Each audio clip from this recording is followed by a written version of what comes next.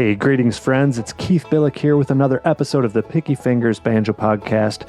You are stuck with me today. No guest. It's going to be an instructional episode, which I hope you will enjoy and get some valuable information out of. But before we do that, I could not go any further without thanking our Patreon supporter of the show today. That is William Thompson, a Hall of Honor Patreon supporter. So William, thank you so much for your support. It means a lot to me and really does help keep the show going.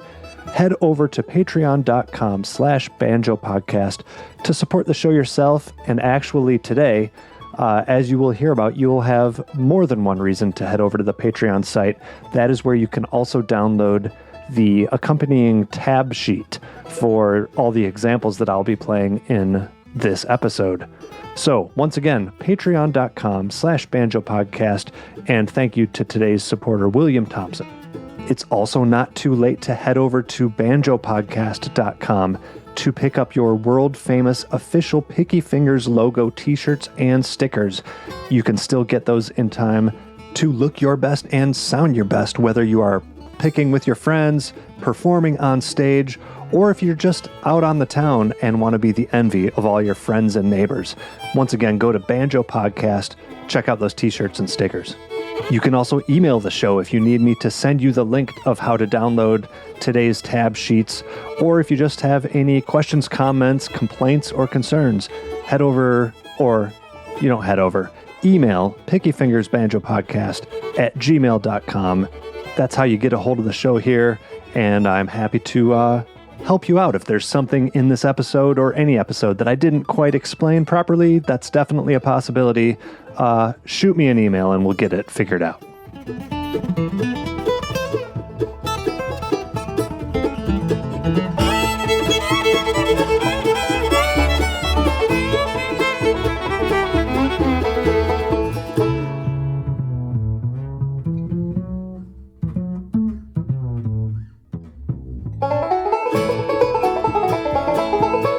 So let's talk about today's episode. I already mentioned that there is a tablature sheet that you're going to want to download and follow along. The topic is Pentatonic Power. I'll be teaching you how to figure out both major and minor pentatonic scales, how to play them in both melodic and closed positions on your banjo, and potential uses for them. It's a great topic and just a really useful framework all the way around, and I hope you will see why. So let's get on with it. Here is the episode on pentatonic power.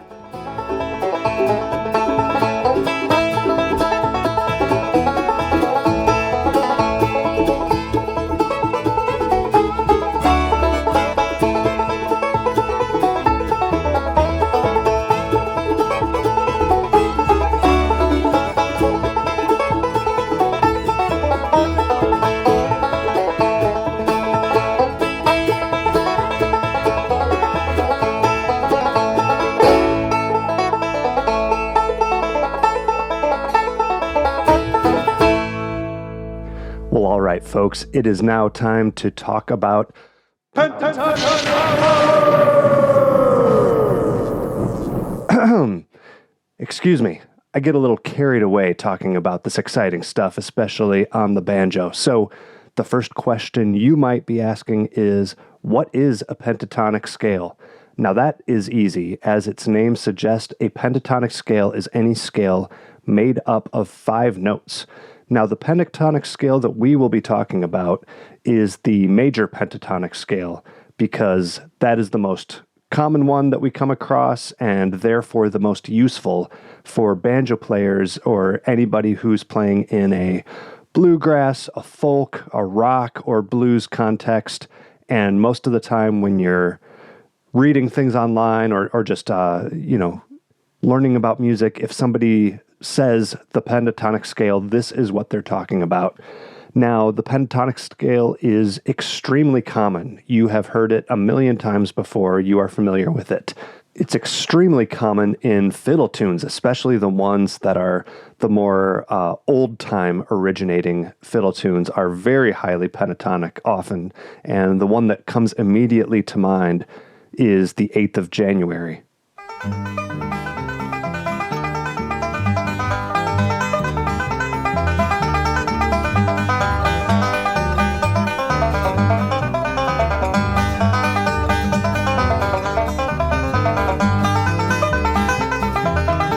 Flecktones fans might recognize this little melody from the end of their Far East medley.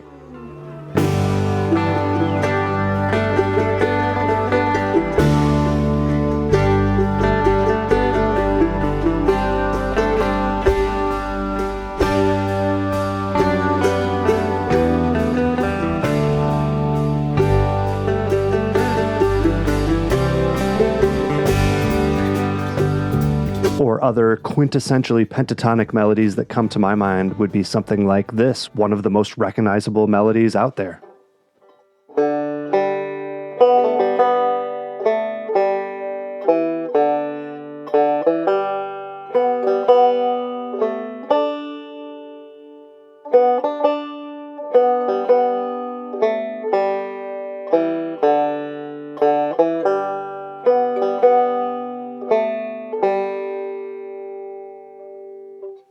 A lot of you know that I used to play guitars in a Pink Floyd tribute band, so maybe you'll recognize a pentatonic melody such as this.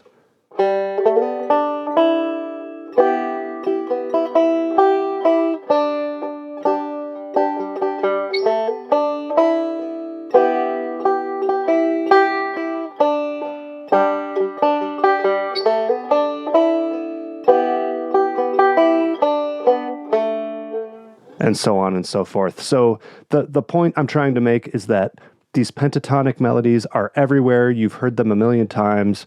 And so it's important to both recognize when you're hearing that type of melody and also be able to emulate it when that's the sound that you want to go for. And although tons of musicians have used this over the years, I always associate pentatonics on the banjo with the playing of Bill Keith. He made great use of this scale, and I got to spend a little time with him, not too much, but I heard him many times extol the virtues of learning the pentatonic scale, and he looked at it as a gateway for progressing players to have a better understanding of the fingerboard and to make some strides in their playing. So once again, I always think about Bill Keith when I talk about pentatonics, so maybe a good time to revisit some of his playing as well. So now that we've listened to a few things and have it in our ears of what the pentatonic scale sounds like, how do we actually construct this scale when we are playing music? So we're going to start with our good old friend, the major scale.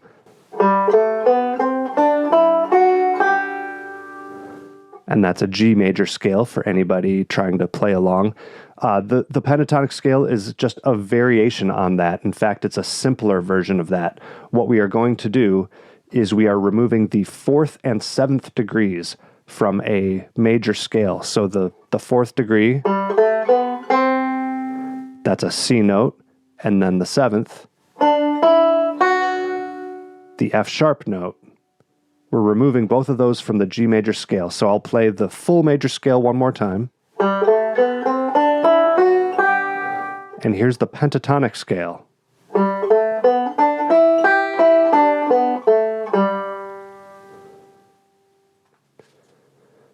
Now, of course, it's great to have this kind of musical knowledge, but it's only as good as its usefulness. So what is the pentatonic scale used for, and why is it so important?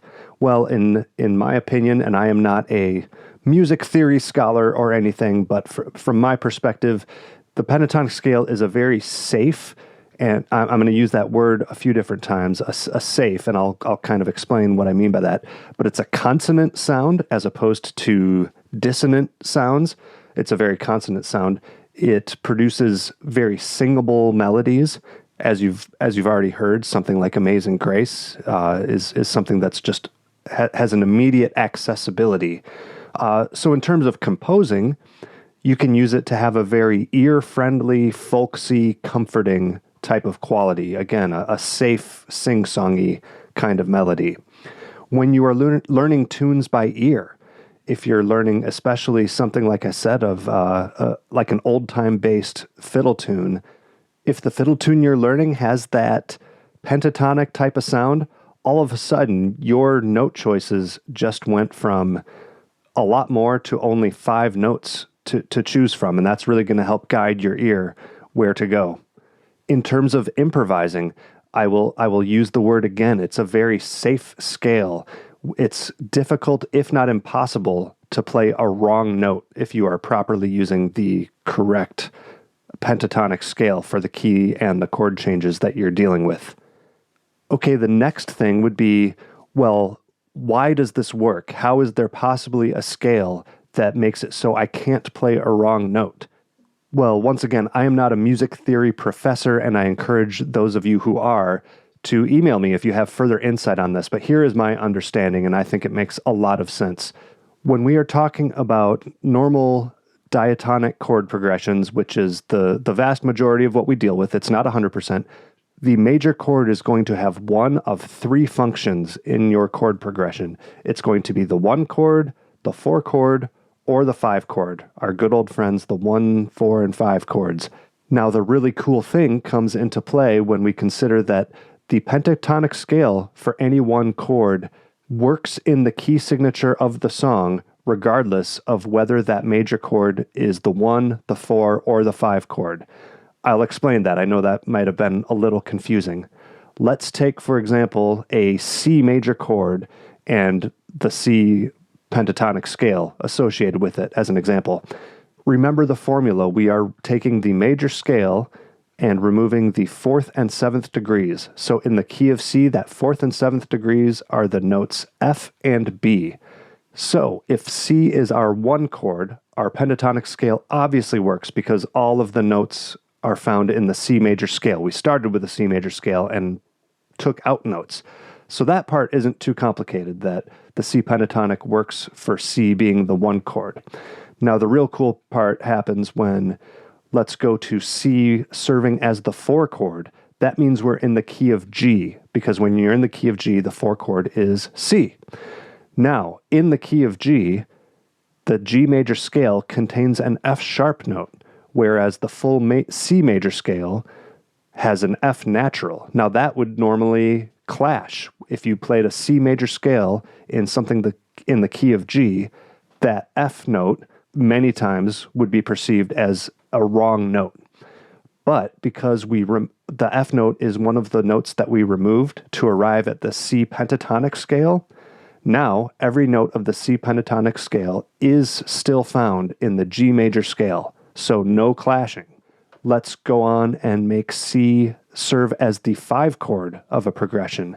This means we're in the key of F. So when you're playing a song in the key of F, your 5 chord is a C major chord. Now the key of F usually has a B flat note in the key signature, whereas the C major scale has a B natural. But once again, we've removed the B natural from the C major scale to arrive at the C pentatonic scale, which now has no clashing notes in the key of F. I hope this all makes sense. Please email me if it doesn't. I don't want to go too fast. But the bottom line is that regardless of the function of the major chord, the C major chord in this instance, the pentatonic scale is a safe approach for improvising without much fear of hitting a wrong note. So I think that is a main reason why this works so well. Another reason I can think of is that the notes that we remove from the major scale, again, the 4th and the 7th, are the notes that happen to be a half step away from chord tones in that key. So keeping with C, we removed a B note, which is a half step away from the C, and the F note is a half step from E, which is another chord tone of the C major chord. So a little less likely to clash with something that a band member might be playing. And as a special bonus, every major pentatonic scale you learn is also a minor pentatonic scale. It's kind of a music theory BOGO deal. I'll explain more in a few minutes, but those of you who do have a little music theory knowledge, the major pentatonic scale is also the pentatonic scale of the relative minor key. And once again, we will discuss that shortly.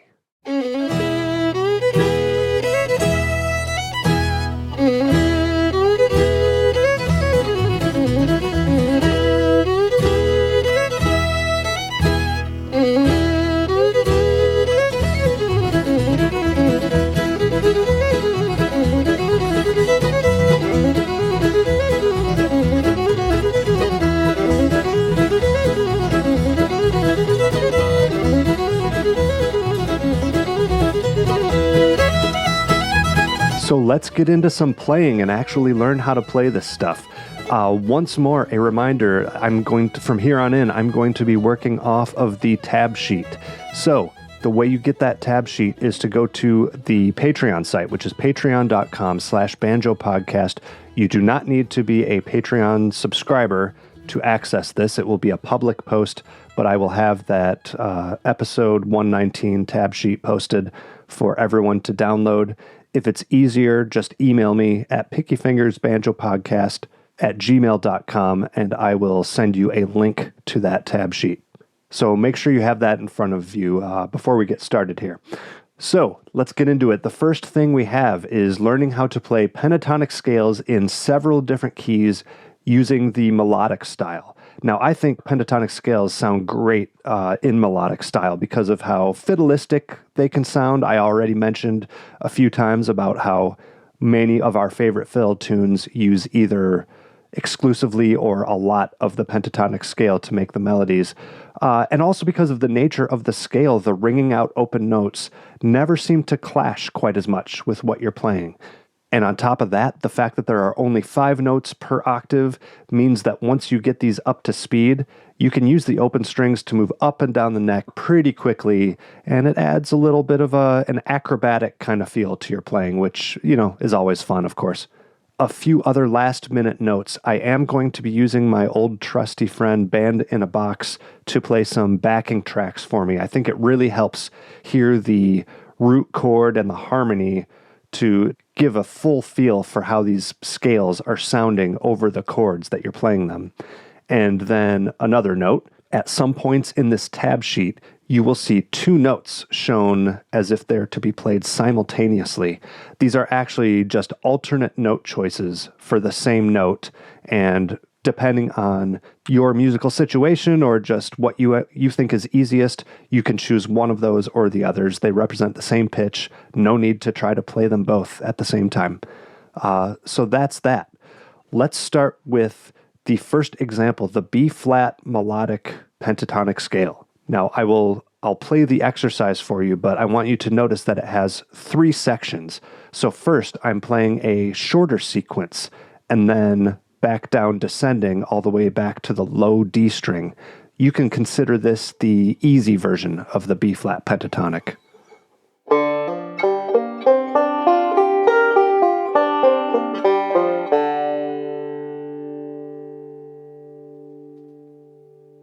And then I take it a little further and then all the way back down, so you can consider this the intermediate version of the B-flat melodic pentatonic scale.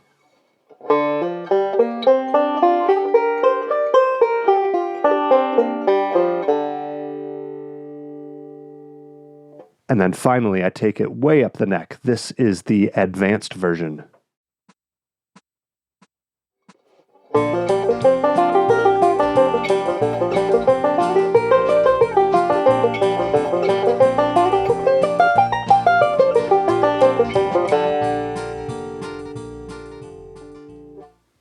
Now, many of you might be thinking, why do I need to know the B-flat major pentatonic scale in open position?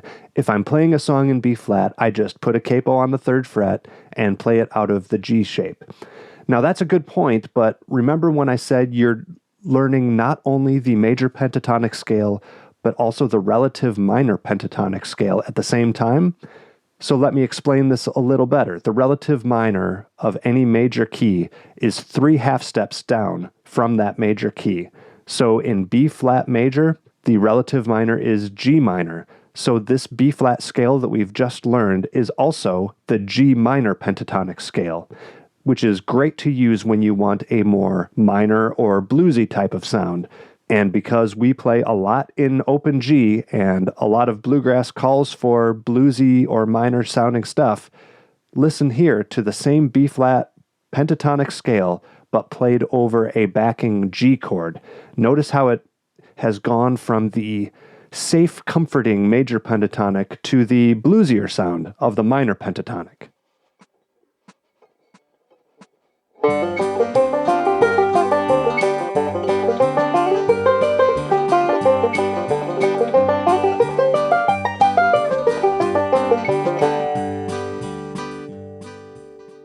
Pretty cool, right? Did you all hear the difference?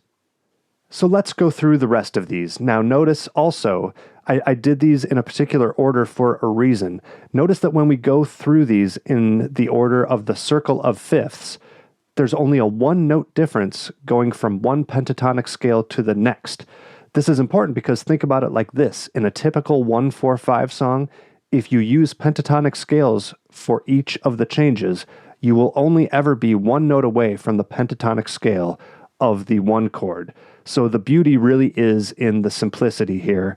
And even though this tablature might look a little intimidating, if you keep in mind that going from one to the next only involves a one note change, that might help make it a little less scary to conquer here.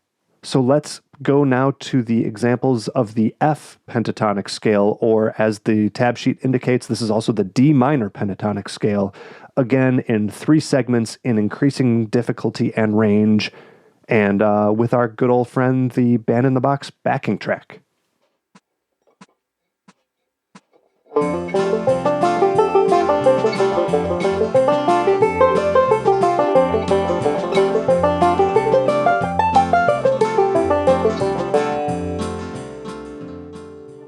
And now we have the examples of the C major pentatonic, also known as the A minor pentatonic scales.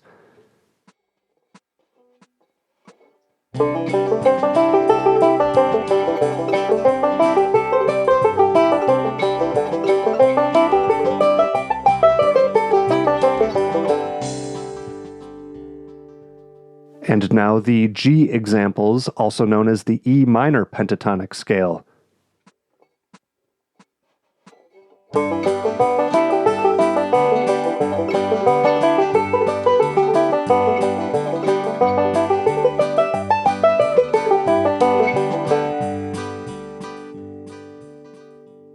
And finally, the examples in D major / B minor. Now for this one, notice that the G note is no longer part of the pentatonic scale, and that really limits what we're able to do melodically because of the open strings.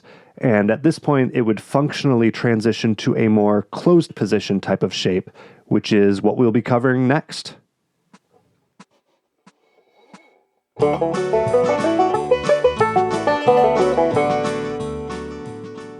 Okay, so to wrap up this melodic style, before we move on, I want to draw your attention to the fact that even though we hardly ever play in the key of B flat without a capo, and oftentimes might not even play in F without a capo, notice how not very scary these pentatonic scales are for those keys. It's kind of the subject of jokes that the banjo player can only play in G, but from my perspective, I think that the B flat, F, and C scales are just as easy as the G pentatonic scale. So if you find yourself using a capo for songs in the key of F, I'd encourage you to explore using these shapes to get a little more comfortable. A song that comes to mind that is a great one to mess around with is the Bluegrass Album Band's version of Chalk Up Another One. Now you should get a melody for every broken heart, for every life you've ruined, cause you think you're so smart. I never even had the chance, and now my life is lost. Once more you've had your fun, and you don't care how much it costs. Chalk up another one, another broken heart. Chalk up another one, a heart you tore apart. You picked me for a fool, my dear, how well I played the part. Chalk up another one, another broken heart. Now, if I was improvising around on that chord progression using only our melodic style pentatonic shapes for each of those chords, here's what something like that might sound like. And this won't be the best solo ever, but you can hear how the pentatonic scales work over that progression to make just a good, friendly sounding passage of notes.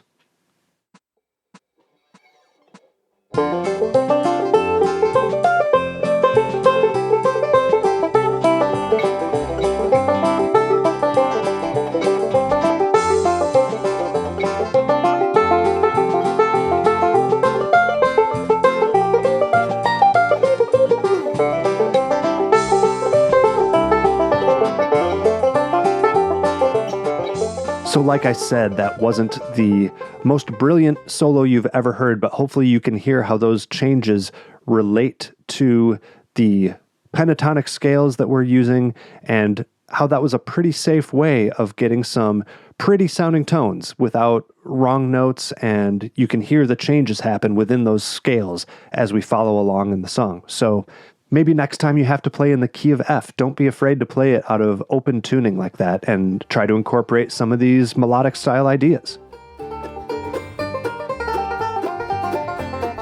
Hey folks, just need to take a quick break to tell you all about my good friends up in Lansing, Michigan at Elderly Instruments. Now you might be thinking that with Elderly's amazing selection and their fast worldwide shipping that they are some big box conglomerate store. But no, Elderly has been family owned since 1972, and they pride themselves on giving you the customer service and personal touch that only a mom and pop store can give you.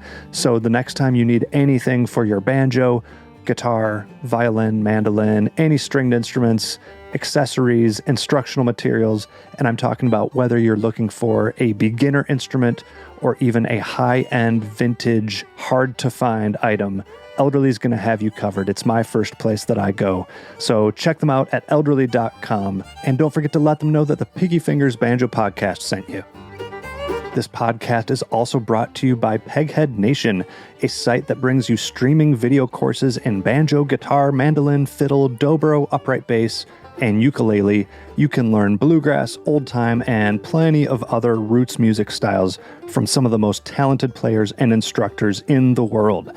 Now, some of what Peghead Nation offers is a great lineup, of course, of banjo instruction. Check out these courses: Beginning Banjo with Bill Evans, Bluegrass Banjo with Bill Evans, Clawhammer Banjo with Evie Layden, Wade Ward Style Banjo with Bruce Molsky, The Banjo According to Danny Barnes, and Contemporary Bluegrass Banjo with Wes Corbett. Now, regardless of what course you choose, you're going to get high-quality multi-angle video lessons, downloadable notation and tab, play-along tracks, and plenty of tunes to play. Now, perhaps the best part of all this is that just by being a Picky Fingers podcast listener, you are going to get your first month free.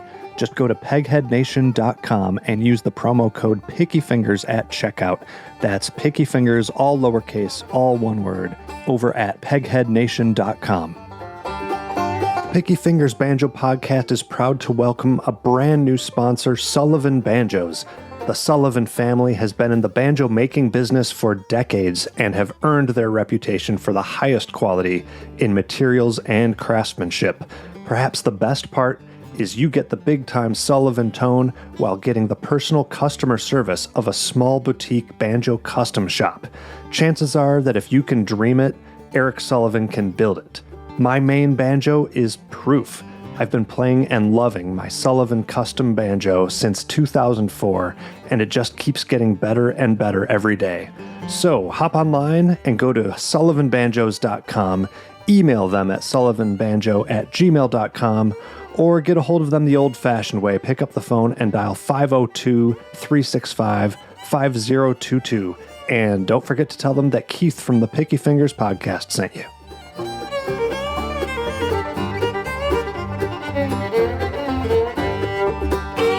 Okay, now we're moving on from the melodic style to these closed shapes, which are handy because they don't rely on open strings and you can completely move them into any key that you want. Now, there are 5 main closed shapes, which I have creatively named closed shapes 1 through 5 on the tab sheet. So we're at the top of page 3 on that tab sheet now. You should practice these one at a time before moving on to the next shape, but I will demonstrate all the shapes going up the neck in the key of G, starting at the top of page 3 of your tab sheet here.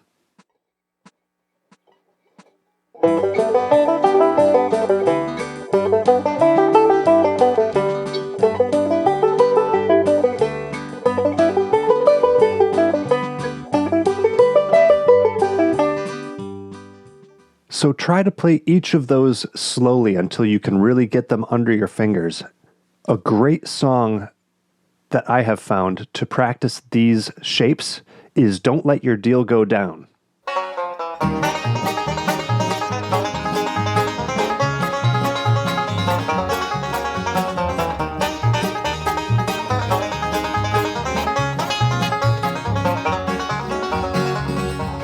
I've been all around this whole wide world, been down in sunny Alabama. My mama always told me, son, never let your deal go down. Oh, honey, don't let your deal go down. Don't let your deal go down. Oh, honey, don't let your deal go down till your last $2 gone. Now, the reason this is a great song to use to practice these closed position pentatonic shapes is because the chord progression of the song moves through 4 different chords going in the circle of fourths. The progression is D, G, C, F.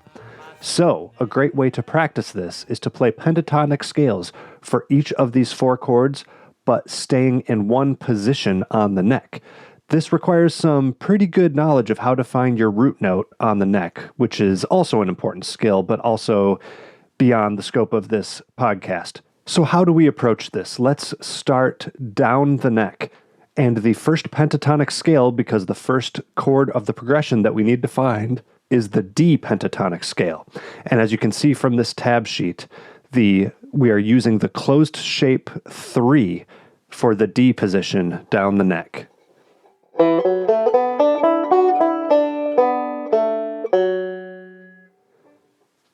And then the chord change goes to G, for which we are using closed shape number 1.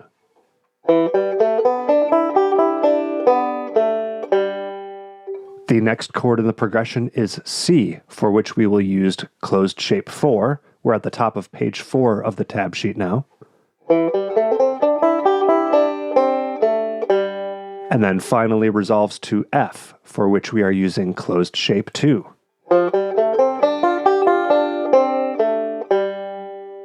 So as you've noticed, I am playing pentatonic scales in closed shapes for 4 different chords, all without moving my fingers from the 2 to 5th fret range on my banjo neck. So let's hear how it sounds going through that whole progression.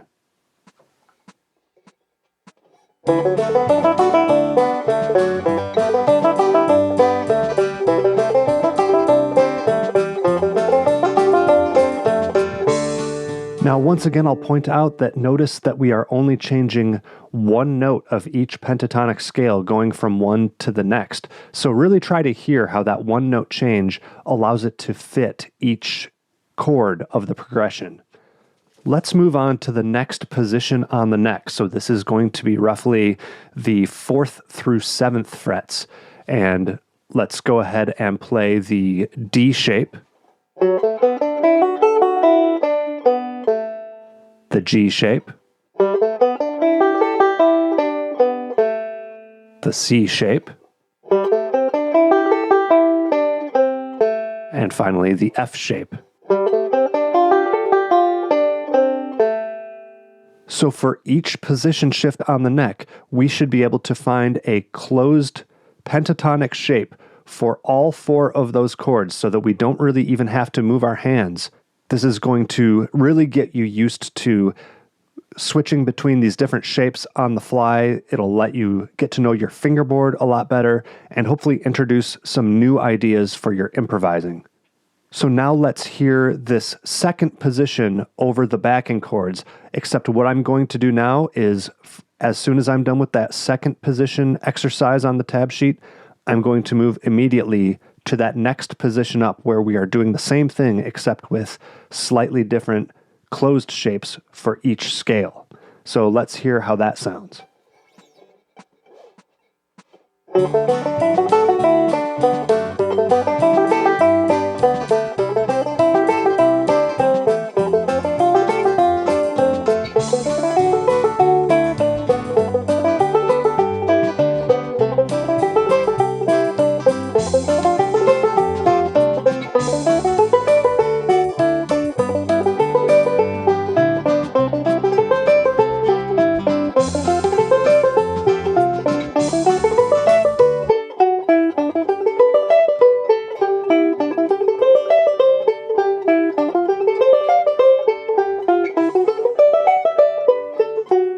And at that point, we are back to an octave above where we started. So I hope you all see how that is working and can hear how those pentatonic scales work over those chord progressions to make just a really pleasing, again, safe kind of sound.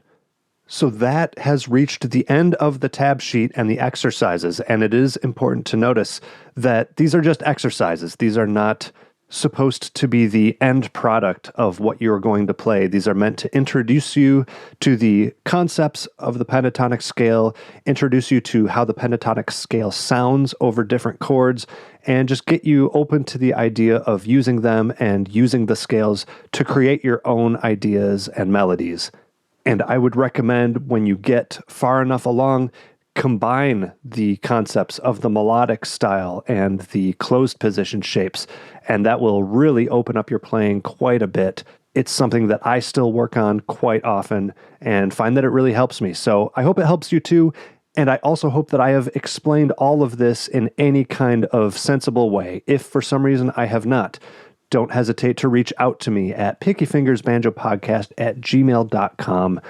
This would also be a great topic to discuss on the Picky Fingers Listeners, Fans, and Friends Facebook group. So if you find yourself with questions about pentatonics or a correction of something I may have misspoke about or gotten completely wrong, just post it on there and we can have a good nerdy banjo discussion about it.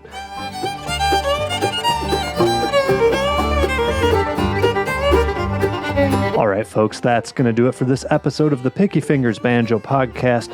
The song clips you heard in this one were 8th of January by Eric Weisberg, Far East Medley by Bela Fleck and the Flecktones, The Brown County Breakdown by Kenny Baker, Chalk Up Another One by the Bluegrass Album Band, and Don't Let Your Deal Go Down by Flat and Scruggs. Thank you once again to today's Patreon supporter of the show, that is William Thompson. Head over to patreon.com/banjopodcast to support the show yourself or download that tab sheet if you haven't already. Email the show at pickyfingersbanjopodcast@gmail.com. That is going to do it for me. I'll see you all next time.